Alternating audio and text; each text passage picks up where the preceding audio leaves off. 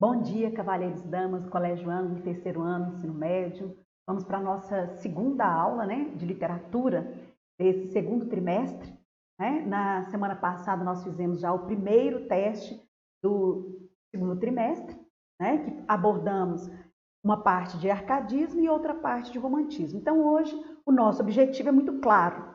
Nós vamos primeiro corrigir os testes da semana passada, que aí a gente pode checar as dúvidas, as necessidades, se houve alguma dúvida, se ficou algum conteúdo pouco claro para alguém. E, posteriormente, vamos introduzir um pouco mais, caminhar um pouco mais no romantismo no Brasil, essa parte da literatura brasileira tão bonita, tão bacana e tão produtiva. Só lembrando a vocês, geralmente eu gosto de colocar praticando a nossa tarefa de aula lá no finalzinho, mas agora vocês vão perceber que nos nossos slides eu sempre vou colocar no início e no final. Isso para quê? Para reforçar com vocês a importância da tarefa de casa. Porque mesmo estando em homeschooling, cada um na sua casa, é importante que vocês não percam essa disciplina de aula dada, aula estudada. Então, essa semana, para a aula de hoje, nós temos lá na apostila 2 ainda, tá? Semana que vem a gente já começa a apostila 3, do Bernoulli, a página 144 e 145, de 2 a 6. Qualquer dúvida na resolução da questão, vocês podem me chamar no zap que a gente vai tirando essas dúvidas. E na próxima aula também, a gente pode lançar essas dúvidas aqui para debater juntos aqui, tá ok? Bom, o nosso teste, o nosso primeiro teste do segundo trimestre já, que foi sexta-feira passada, dia 14, na primeira questão nós dissemos: o arcadismo, movimento literário brasileiro do período do ouro, apresenta como característica essencial a preferência pelo. Aí na letra A está falando desequilíbrio e assimetria. Nós sabemos que isso é uma inverdade, isso não é verdade. Quem tem a ver com desequilíbrio, com a assimetria, é a escola literária anterior, que é o barroco. Depois nós temos na letra B, inconstância das coisas. Também é uma marca do barroco e não do arcadismo. Mas eu posso enxergar no arcadismo a simplicidade, o bucólico, ou seja, aquele homem voltado para a natureza, para o equilíbrio. Então, a resposta correta é a letra C. Na letra D, quando ele fala de subjetivismo e sentimentalismo, essa é uma marca da escola posterior ao arcadismo, que é o romantismo. Nós estamos estudando, inclusive, agora. E entendimento espiritual. Não há no arcadismo essa tendência, vamos dizer assim, a esse espiritualismo, isso é muito característico lá na frente do simbolismo. Na questão número 2, ele diz o seguinte: o arcadismo também pode ser conhecido como neoclassicismo devido ao... Então, por que ele é chamado de neoclássico ou neoclassicismo? Não, o próprio nome já dá uma dica bacana para a gente, a neoclassicismo, ou seja, novo clássico. É porque ele está retornando ao medieval? De jeito nenhum. A Idade Média não tem a ver com a Idade Clássica. O gosto pelo jogo de palavras e ideias, isso é característica do barroco, então não tem a ver com o neoclássico. O conflito entre luz e sombra, esse conflito entre luz e sombra também é uma característica da arte barroca. A preferência pelas cartas tem nada a ver com o neoclássico. Retorno aos princípios greco-latinos, aí sim, aí eu posso enxergar que ele é chamado de neoclássico, que ele retorna, ou seja, ele faz uma nova leitura das inspirações gregas e das inspirações romanas. Correto? Tranquilo, grilo?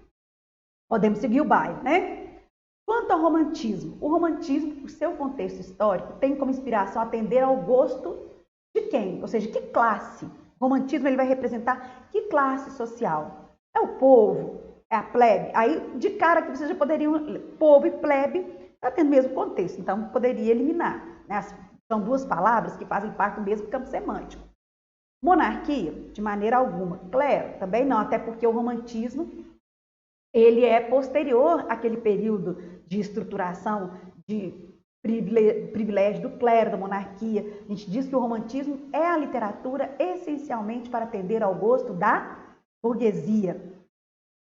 Questão número 4. A geração romântica, denominada mal do século, também pode ser identificada como... Então, olha, quando a gente chama de geração romântica ou mal do século, é aquele momento da literatura em que o poeta ele sofre por amor, Então, aquele bem estilo Cazuza, exagerado, jogado a seus pés, eu sou mesmo exagerado. Então, é aquele que sofre por amor.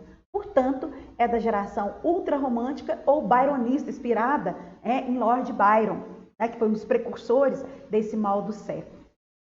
O condoreirismo tem a ver com os sonhos de liberdade, né, com a parte social, a poesia social romântica. O indianismo e o nacionalismo tem a ver com a primeira fase, né, da poesia romântica e também da prosa romântica, depois a gente vai ver isso mais à frente, que vai ressaltar para nós a questão da valorização da identidade nacional, ou seja, era preciso formar esse sentimento de nação. Racionalismo, de fato e de direito, não tem nada a ver com o romantismo. Até porque a literatura do emocional, do sentimental, portanto, ela é muito mais irracional do que racional, né? Questão número 5. O romantismo tem como característica essencial, em todas as suas tendências, ou seja, o que ele está perguntando aqui para nós? Em todas as tendências do romantismo, o que é um traço comum? É o compromisso social? Não, isso a gente vai ver lá no condoreirismo. O uso do índio como herói nacional? Não, a gente vai ver lá no indianismo e no nacionalismo. Gosto pelo soturno de idealização da infância? A gente vai ver isso lá no ultrarromântico. Agora, uma característica que nós podemos afirmar, de fato, de direito, que permeia todas as gerações românticas, é o subjetivismo, ou seja, é o olhar subjetivo, é o indivíduo voltado para si mesmo. Correto? Tranquilo como um grilo? Na nossa próxima semana, o nosso teste, ele já vai abordar, a gente deixa de falar do arcadismo, nós vamos abordar apenas o romantismo. Então, vamos pensar um pouco mais, né, nessa escola literária tão bacana. Então, a gente fala que o romantismo ele foi um movimento literário, né, do século XIX. No Brasil, ele inicia com uma obra muito interessante chamada Suspiros Poéticos e Saudades. Eu falo assim que até o próprio nome da primeira obra que abre o romantismo no Brasil, ela por si só já é extremamente romântica. Olha, Suspiros Poéticos e Saudades. Olha a carga de sentimentalismo que a gente consegue perceber no simples nome, né, de Gonçalves de Magalhães, lá em 1836. Embora muitos historiadores, muitos literários, enxerguem o início verdadeiro, a gente fala grosso modo, tecnicamente, didaticamente, o romantismo Brasil começa em 1836. Mas o pontapé inicial do romantismo Brasil, de fato, ele acontece com a chegada da família real do Brasil, em 1808, né? Então, a gente vai falar que o romantismo Brasil, que começa em 1836 com Suspiros Poéticos e Saudades, ele vai ter gerações, tanto em prosa quanto em verso. Então, nós vamos ter aqueles grupos de artistas que produziram em poesia, né? E temos aquele grupo de artistas que escreveram em prosa, né? Então, a estética romântica, ela permeia para nós esses dois momentos que são marcantes. Primeiro, a chegada da família real no Brasil, a sua instalação aqui, como que isso se dá, e depois também com o processo de independência do Brasil, que vai ser um elemento que marca fortemente a forma de como se conduz, né? Porque a gente sempre lembra disso, que literatura e arte, elas não estão desassociadas, porque nós somos seres históricos, nós estamos inseridos num contexto e nós escrevemos, fazemos arte daquilo que somos, daquilo que sentimos, né?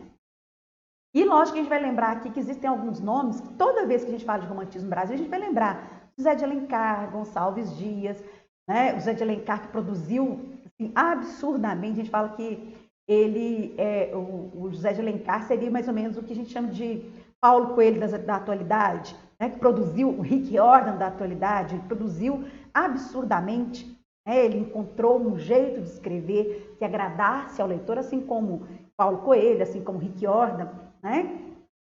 E encontrou uma maneira de falar a um público, a um grande público, né? O Gonçalves Dias, né? Eu falei, nosso poeta indianista, nacionalista, Álvares de Azevedo e Casimiro de Abreu, os ultra-românticos, né? Álvares de Azevedo, na minha opinião, é o mais triste de todos, o mais dramático de todos, e Castro Alves, da poesia social, né? Da poesia condoreira, daquele que vai demandar um olhar sobre o sofrimento dos negros. Ele fala, Senhor Deus dos desgraçados, onde estás que não vê tamanha dor, tamanho sofrimento? Né? Olha a intensidade, a bacaneza disso tudo. Aí vamos pensar aqui um pouquinho no contexto histórico que vai marcar, né, esse romantismo brasileiro. Então a gente vai ter a criação da imprensa, é algo muito importante. Né? A gente fala assim, mas por quê? né? A criação da imprensa. Por quê?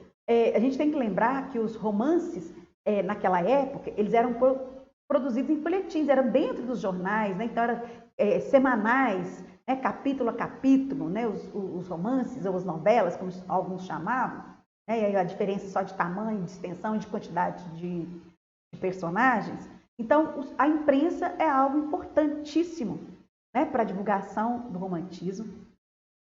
E aí a gente vai ter, com a vinda da família real portuguesa, eu sempre gosto de falar isso, né? A gente tem na história um olhar muito negativo quanto ao rei Dom João VI, né? Parecia um homem que não gostava de trocar de roupas, glutão, comedor de frango e tudo, mas historicamente um homem das artes, né?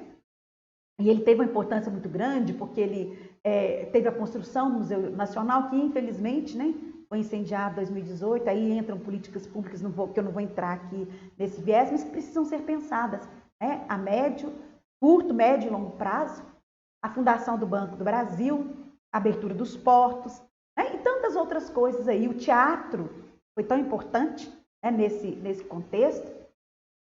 E aí a gente precisa pensar o seguinte: toda vez que eu falo de romantismo, eu tenho que lembrar que o romantismo é a literatura que representa a burguesia. Ela é a literatura para atender a uma nova elite, uma nova fatia da sociedade, né? E aí nós vamos ter algumas características que são essenciais no romantismo de maneira geral. O egocentrismo, a gente fala que o romântico ele é quase que adolescente. É aquele de extremo, ou ele ama exageradamente, ou ele odeia exageradamente. Então é um culto ao eu, né? A literatura do indivíduo, do subjetivo, né?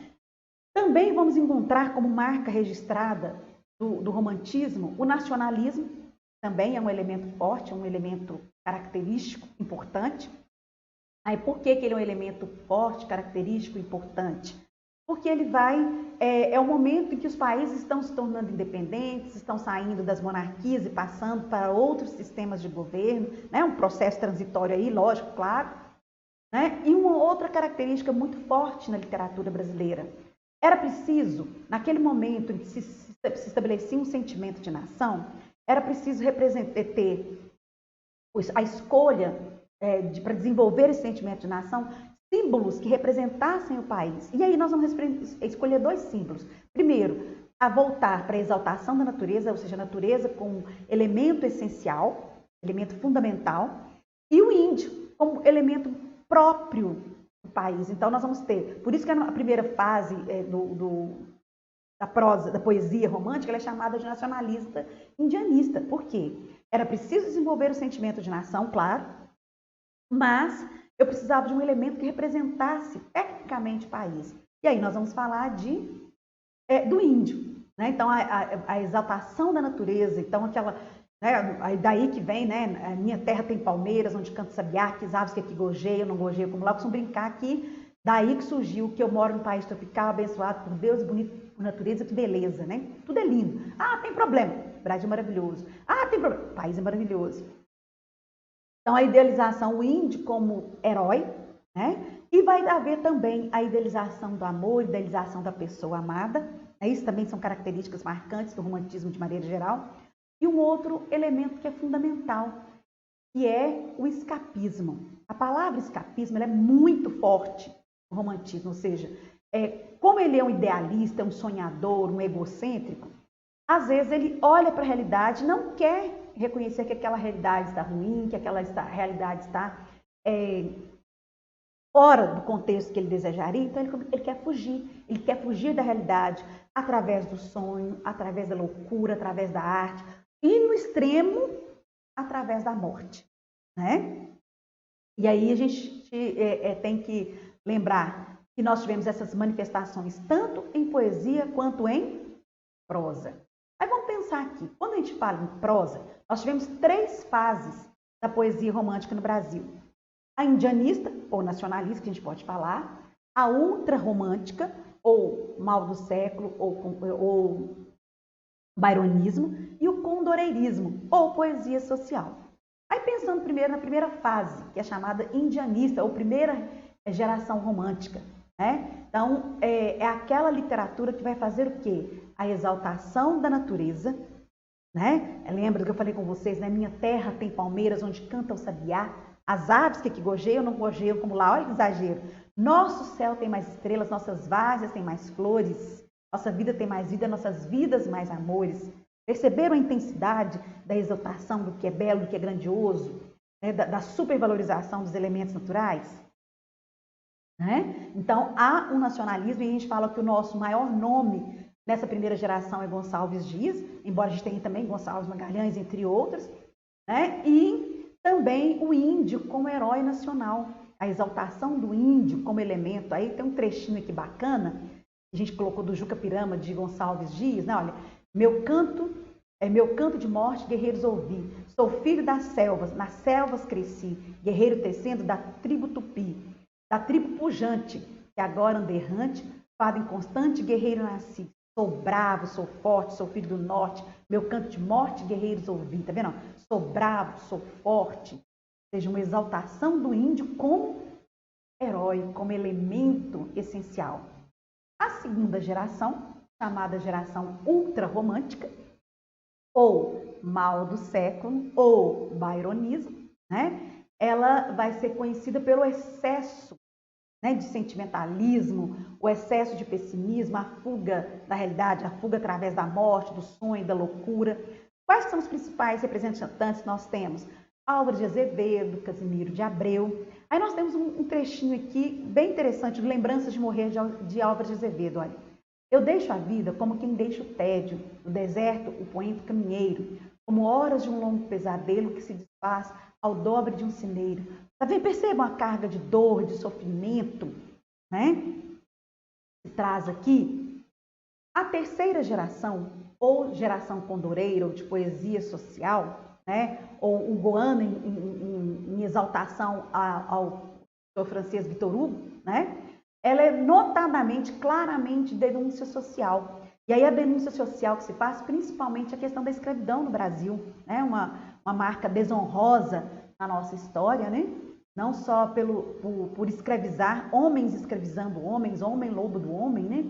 Mas pela crueldade, né? E a demora que se fez, né? Em que houvesse aí esse rompimento desses grilhões.